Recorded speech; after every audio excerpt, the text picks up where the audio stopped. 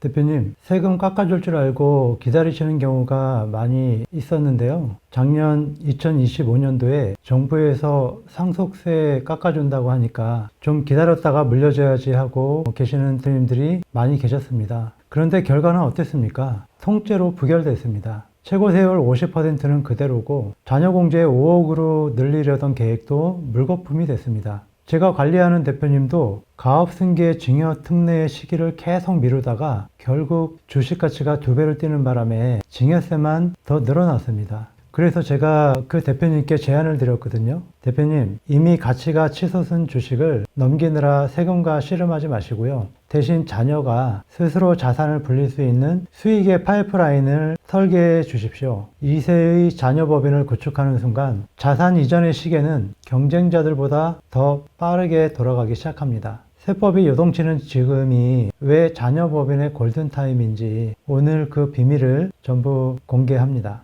자녀에게 대표님 회사의 주식을 직접 주는 건 물고기를 주는 겁니다. 그것도 세금 50%를 떼고 말이죠. 하지만 자녀법인을 세우는 건 그물을 짜주는 겁니다. 직접 증여하면 증여세로 자산의 절반이 날아가지만 자녀법인을 모법인의 주주로 참여시키면 어떻게 될까요? 배당금이 자녀법인으로 들어갑니다. 자녀는 이 돈으로 다시 모법인의 주식을 사올 수도 있고 새로운 사업을 할 수도 있죠. 증여세 50% 낼 돈으로 자녀법인에서 법인세 20%만 내고 자산을 불린다면 어느 쪽이 빠를까요? 거의 5배 이상 차이가 납니다. 제가 5배 빠르다고 말씀드리면 에이 서장님 과장이 심하시네 이렇게 생각하실 겁니다. 지금부터 제가 계산기 한번 두드려 드릴 테니 한번 보십시오. 딱 10억 원의 수익이 발생했다고 가정해 봅니다. 먼저 자녀 개인에게 직접 10억을 주는 경우입니다. 증여세 50% 구간이죠. 떼고 나면 자녀 손에 5억 남습니다. 그런데 자녀 법인에 이 10억의 수익 기회를 줬다고 치면요.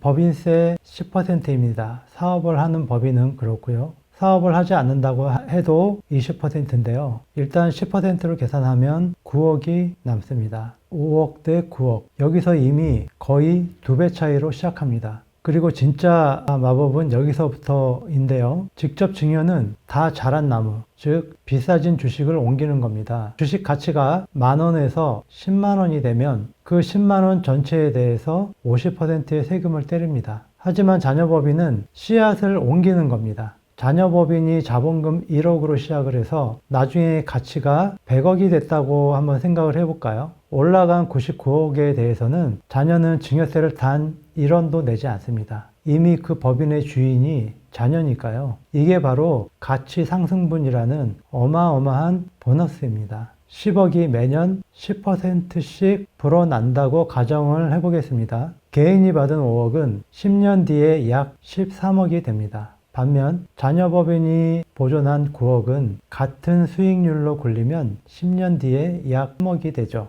여기에 배당을 받을 때도 개인은 49.5% 세금 떼이지만 자녀법인은 수입배당금 입금 불산입 제도로 세금을 거의 내지 않습니다. 이 복리 효과까지 합치면 10년 뒤 자녀가 손에 쥐는 실질 자산은 직접 증여보다 최소 5배 이상 많아지는 겁니다. 이렇게 물으시는 분들도 계실 겁니다. 법인 돈 자녀가 꺼낼 때 결국 또 세금 내지 않습니까? 맞습니다. 하지만 우리는 이전 영상에서 공부하셨듯이 자본 환원을 할 수 있는 여러 가지 방법들이 있습니다. 세금을 가장 낮은 세율로 꺼내는 출구 전략은 이미 우리가 여러 경로로 짜놓지 않았습니까? 세금 50% 떼고 남은 좁쌀만한 돈을 굴릴 것인가 아니면 90% 보존한 덩어리 큰 돈을 굴려서 태산을 만들 것인가 대표님이라면 어떤 선택을 하시겠습니까? 원래 정부는 자본 거래를 통한 증여의제를 아주 촘촘하게 막으려고 했습니다. 그런데 25년도에 관련 법안이 부결되었는데요. 이게 무엇을 의미할까요? 과세의 칼날이 예리해지려다가 잠시 멈췄다는 뜻입니다. 자녀법인과 모법인 사이의 거래, 자본거래를 통한 이익의 이전, 예전보다 훨씬 까다롭게 보려고 했지만 일단은 기존 방식대로 갈 수 있는 유예 기간이 생긴 셈입니다. 이거는 운입니다. 하지만 이 운은 준비된 대표님만 잡을 수 있습니다. 내년 또는 내후년에 법이 다시 어떻게 바뀔지 모릅니다. 지금 당장 자녀법인의 초석을 다져야 하는 이유입니다. 자녀법인을 세워놓고 아무것도 안 하면 그냥 종이 조각입니다. 여기에 사업계획이라는 엔진을 달아줘야 합니다. 실행 전략은 대표님 회사의 신규 프로젝트나 물류, 소모품 조달을 자녀법인이 맡게 하십시오.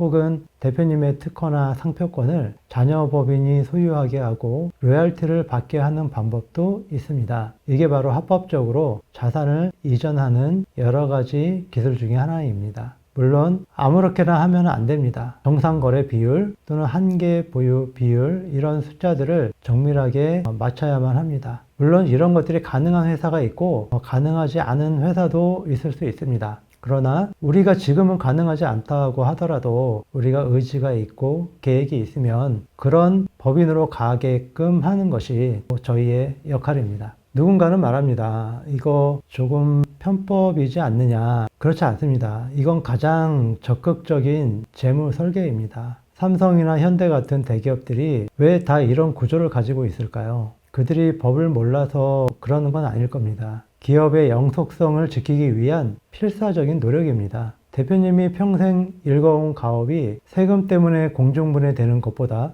전략적으로 지켜내서 더 많은 고용을 창출하는 게 올바른 경영이 아닐까요? 자녀법인은 단순한 절세 도구가 아니라 가업의 백년 대계를 위한 주춧돌이 되는 겁니다. 자녀에게 고액의 세금 고지서를 물려주실 건가요? 아니면 성장의 기회를 물려주실 건가요? 오늘 영상 보시고 우리 자녀 이름으로 된 법인 하나 만들어야 되겠다 싶으시면 당장 실행에 옮기셔야 합니다. 물론 사전에 여러 검토를 하시고 또 전문가의 자문을 받으셔서 실행에 옮기시면 됩니다. 첫 단추를 잘못 끼우게 되면 오히려 세무조사의 표적이 될 수도 있습니다. 대표님 회사의 상황에 맞춰서 사업 기회를 어떻게 배분할지 또 2025년 개정안 부결을 어떻게 활용할지 맞춤형 시뮬레이션을 도와드릴 수 있습니다. 승계는 속도가 아니라 방향입니다. 그 방향을 제가 잡아드릴 수 있습니다. 지금까지 더 넥스트 가업승계였고요. 도움이 되셨다면 구독 버튼을 눌러주시고 다른 분들을 위해서 좋아요 버튼도 눌러주십시오.